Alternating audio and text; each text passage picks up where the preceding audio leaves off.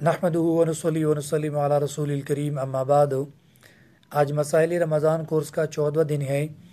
اور سبق نمبر 14 کا یہ پہلا حصہ ہے۔ آج کے سبق میں صدقۃ الفطر سے متعلق چند بنیادی مسائل بیان ہوں گے۔ سب سے پہلا مسئلہ یہ ہے کہ صدقۃ الفطر کس کے اوپر واجب ہیں اور کس کے اوپر واجب نہیں ہے، تو اس حوالے سے تفصیل بہت زیادہ ہے جن کو یہاں بیان کرنا مشکل ہے، اس لیے آسان بات یہ یاد رکھے کہ جس شخص کے اوپر زکوٰۃ فرض ہو اس کے اوپر صدقۃ الفطر واجب ہوتا ہے۔ اسی طرح جس کے اوپر قربانی واجب ہو اس کے اوپر بھی صدقۃ الفطر ادا کرنا واجب ہے۔ اور تیسری صورت یہ ہے کہ بعض دفعہ کسی کے اوپر زکوٰۃ تو فرض نہیں ہوتی لیکن اس کے اوپر بھی صدقۃ الفطر واجب ہو سکتا ہے۔ اس کی تفصیل یہ ہے کہ شریعت مطہرہ نے زکوٰۃ کے لیے عمومی طور پر 4 چیزیں مقرر کی ہیں: سونا، چاندی، نقدی اور مالی تجارت۔ ان 4 چیزوں کے اوپر زکوٰۃ لازم آتی ہے، لیکن صدقۃ الفطر میں ایک 5ویں چیز بھی ہے جس کو ضرورت سے زائد سامان کہا جاتا ہے۔ تو اگر کسی کے پاس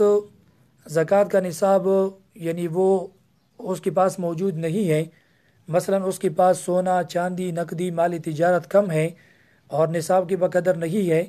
لیکن اس کے پاس ضرورت سے زائد سامان اتنا موجود ہے کہ ان کی قیمت لگا کر وہ نصاب کے بقدر ہو، تو ایسے شخص کے اوپر صدقۃ الفطر واجب ہو جاتا ہے اگرچہ اس کے اوپر زکوٰۃ لازم نہیں ہے۔ تو یہ بات یاد رکھیں کہ صدقۃ الفطر میں 5 چیزوں کو دیکھا جائے گا: سونا، چاندی، نقدی، مالی تجارت اور ضرورت سے زائد سامان۔ اگر ان 5 چیزوں کو ملا کر یا ان میں سے 4 چیزوں کو یا 3 کو یا 2 کو ملا کر اگر ان کی قیمت 52.5 تولہ چاندی کی قیمت کی برابر ہے تو ایسے شخص کے اوپر صدقۃ الفطر واجب ہے۔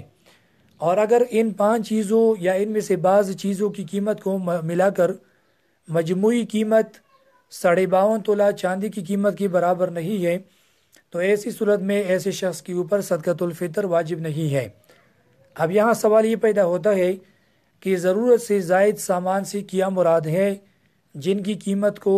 صدقۃ الفطر میں جمع کیا جائے گا؟ تو اس حوالے سے تفصیل یہ ہے کہ انسان کی وہ چیزیں جو انسان اپنے استعمال میں لاتا ہے اور اس کو اپنی ضرورت کے تحت استعمال کرتا ہے تو ایسی چیزوں کو ضرورت کا سامان کہا جاتا ہے، اور وہ چیزیں جو انسان اپنی ضرورت میں نہیں لاتا اس کو استعمال نہیں کرتا، یا ایسی چیزیں جو غیر شرعی ہوں ان کو ضرورت سے زائد سامان کہا جاتا ہے۔ مثال کے طور پر رہائش کے لیے جو گھر ہو یہ ضرورت میں داخل ہے، اسی طرح پہننے کے لیے کپڑے، پہننے کے لیے جوتے، کھانے پینے کے برتن، ضرورت کے لیے گاڑی،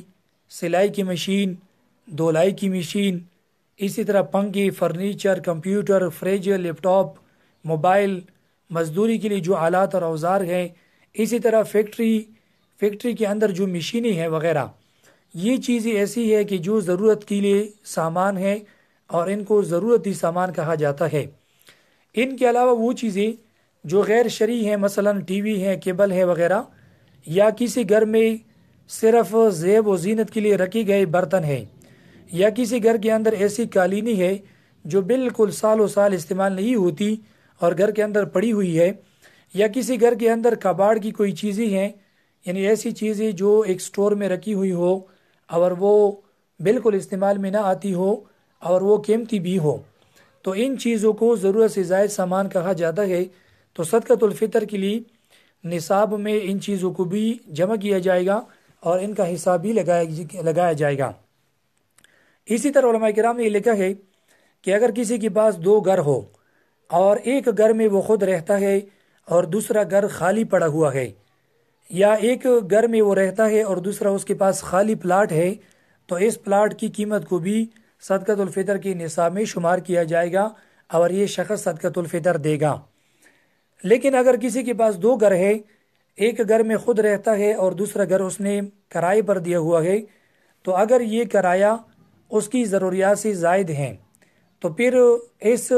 مکان کی قیمت کو بھی صدقۃ الفطر کے نصاب میں شمار کیا جائے گا۔ لیکن اگر یہ کرایہ اپنی ضروریات میں استعمال کرتا ہے تو پھر ایسی صورت میں یہ دوسرا قرض جو ہے وہ بھی ضرورتی سامان میں داخل ہوگا اور ضرورت کی سامان سے زائد نہیں ہوگا اور اس کے صدقۃ الفطر کے نصاب میں شمار نہیں کیا جائے گا۔ دوسرا مسئلہ یہ ہے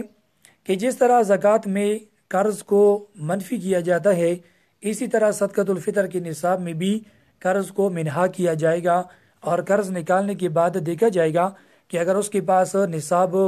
کے بقدر مال بچتا ہے تو وہ صدقۃ الفطر ادا کرے گا، لیکن اگر اس کے پاس اگر نصاب کے بقدر مال نہیں بچتا تو پھر اس کے اوپر صدقۃ الفطر واجب نہیں ہے۔ تیسرا مسئلہ یہ ہے کہ اگر کسی کے اوپر صدقۃ الفطر واجب نہ ہو،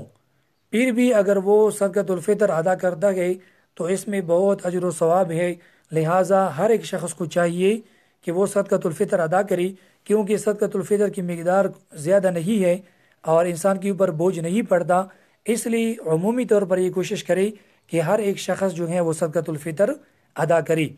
یہ صدقۃ الفطر کے نصاب کے حوالے سے چند باتیں تھی۔ اگلے دوسرے کلپ میں انشاءاللہ جو دوسرے آگے جو مسائل ہے وہ انشاءاللہ بیان کروں گا۔ وآخر دعوانا الحمدللہ رب العالمین۔